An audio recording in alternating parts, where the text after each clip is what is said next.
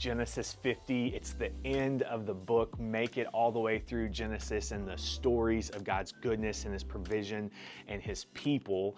And when we get to chapter 50, Jacob has already died, and now all of Joseph's brothers are freaking out. They're like, now that our dad is gone, Joseph is going to exact his revenge on us for what we have done when we sold him into slavery. And then I just love this in verse 20.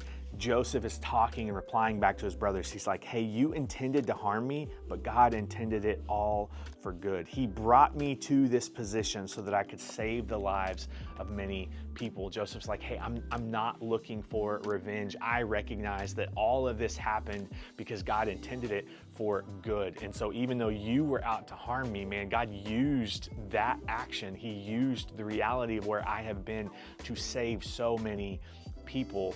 And it's just this beautiful wrap up to the entire story of Genesis, this entire account of God's provision, of his goodness, of his sovereignty, that even in the midst of trial, even when things are going in uncomfortable directions, even when people try to take control for themselves and try to make things happen and manufacture an outcome, man, God is still working in the midst of all of that. And it is true for you and I today that God is working in our midst. He's moving on our behalf. And even when things seem like they're going to harm us, man, God is still working for our good.